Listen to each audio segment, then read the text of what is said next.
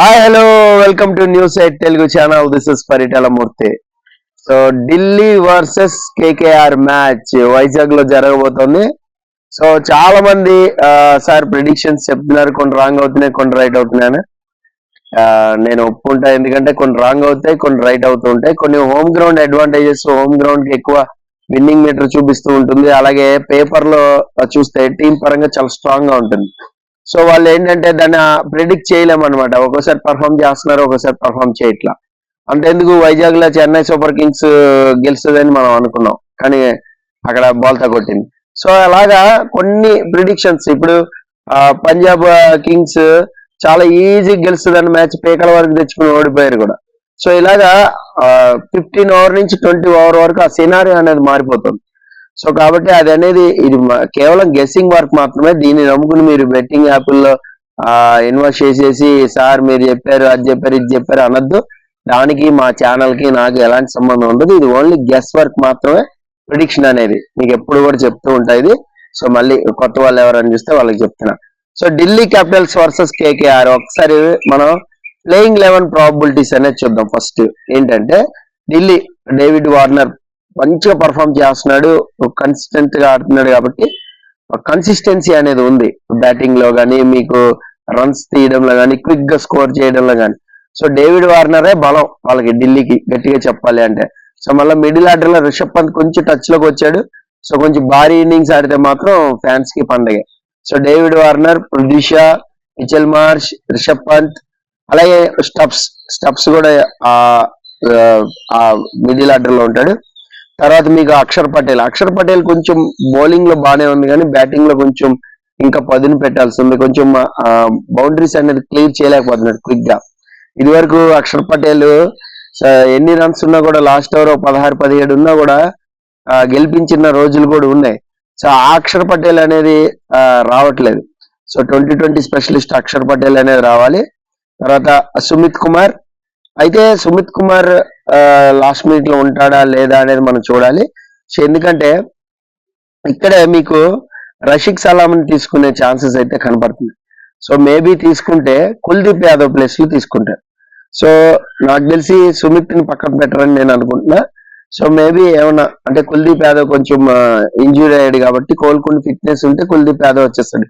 ఎందుకంటే మీకు కుల్దీప్ యాదవే వాళ్ళకి కొంచెం డీసీకి కొంచెం పరుగులనే కట్టడి చేస్తా ఉన్నాడు.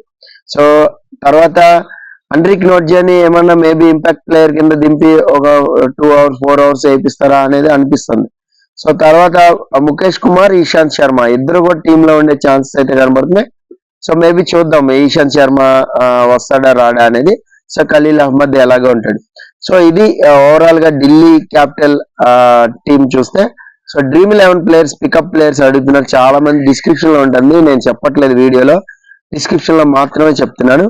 అలాగే ఇప్పుడు కేకేఆర్ టీం చూద్దాం. కేకేఆర్ టీం చూసినట్లయితే ఫిల్ సాల్ట్ మంచి టచ్ లో ఉన్నాడు.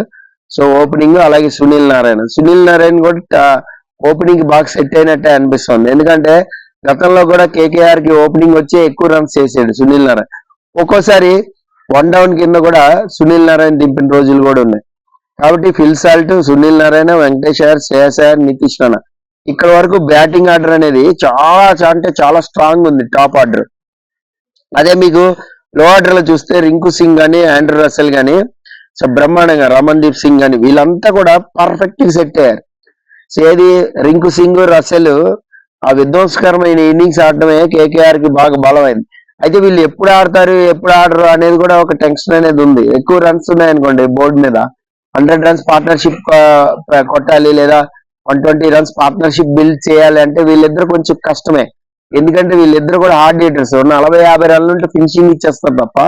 సో లాంగ్ పార్ట్నర్షిప్ రన్ చేయాలంటే కష్టం లో ఆర్డర్. ఇప్పుడు అందుకనే టాప్ ఆర్డర్ మాక్సిమం ఎక్కువ ఓవర్స్ ఆడేలాగా వాళ్ళు చూసుకుంటే కేకేఆర్ మేబీ దూసుకుపోతుందని చెప్పాలి మనం. ఎందుకంటే టైటిల్ ఫేవరెట్ గా వెళ్తున్నారు ఈ ఐపీఎల్ లో, గుర్తుపెట్టుకొని రాసుకోండి. టైటిల్ ఫేవరెట్ గా వెళ్తున్నారు వాళ్ళు ఎక్కడ కూడా ఏది అంత గివప్ ఇచ్చేసి అంత ఈజీగా మ్యాచ్లు ఓడిపోవట్లా.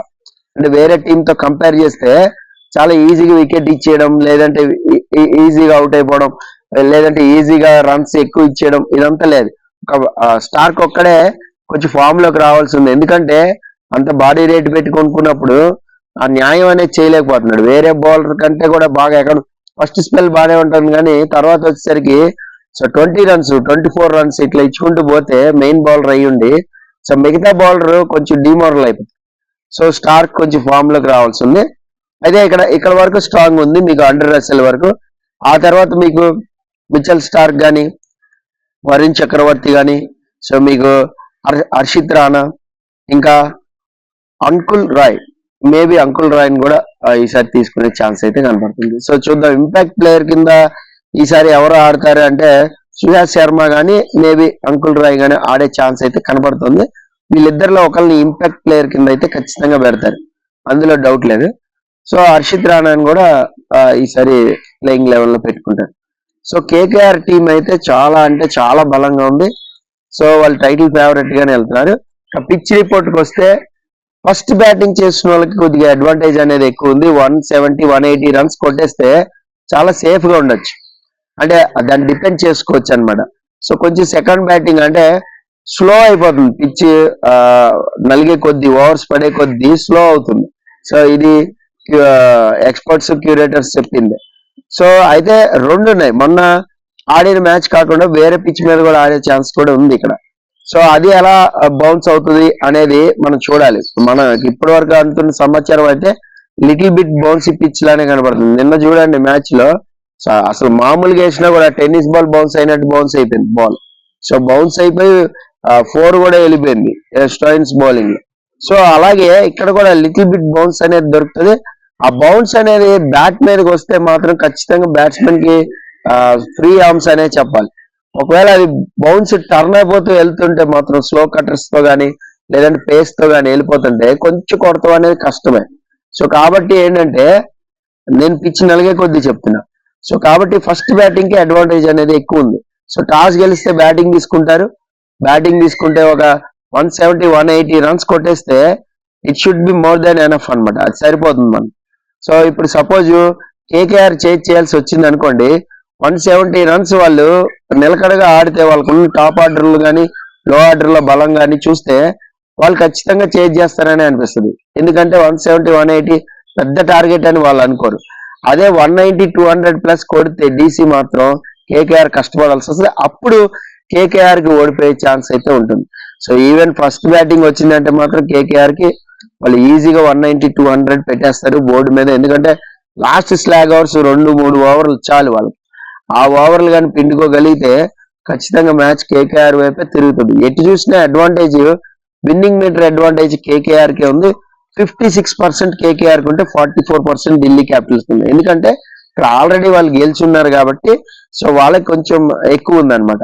పేపర్ మ్యాచ్ చూస్తే ఢిల్లీ కంటే కేకేఆర్ చాలా స్ట్రాంగ్ టీమ్ లాగానే ఉంది. సో ఈ రోజు నా ప్రిడిక్షన్ ఏంటంటే కేకేఆర్ గెలుస్తుందని నేను అనుకుంటున్నా. ఎందుకంటే వాళ్ళు చాలా టైటిల్ ఫేవరెట్ గా ముందుకు వెళ్తున్నారు. వాళ్ళు అంత తొందరగా గేమ్ ని ప్రత్యర్థికి ఇవ్వడానికి ఇష్టపడట్లేదు. అంతేకాదు సిల్లీగా అంటే పేకల వరకు తెచ్చుకునే ఆడింది కూడా లేదు. చాలా ఆడుతూ పాడితే ఎస్ ఇది ఇలాగే ఆడాలి అనే ఒక మార్క్ ఉంటది కదా, ఆ మార్క్ అయితే సెట్ చేస్తుంది. సో కేకేఆర్ అయితే ఖచ్చితంగా దూసుకుపోతుంది. సో కేకేఆర్ నేను ఈ రోజు ప్రిడిక్ట్ చేస్తున్నా. మరి చూద్దాం, అటు ఇటు అయితే మాత్రం మీరు కామెంట్ బాక్స్ లో కామెంట్ అయితే చేయండి ఖచ్చితంగా. మీకెవరు గెలుస్తారు అనిపిస్తుంది అనేది కామెంట్ బాక్స్ లో ఖచ్చితంగా కామెంట్ చేయండి. So KKR versus Delhi capital match ఎలా ఉండబోతుంది అనేది చూద్దాం, మాట్లాడుకుందాం. రేపటి మ్యాచ్ లో మళ్ళీ కలుసుకుందాం. This is Paritala Murthy signing off. By by.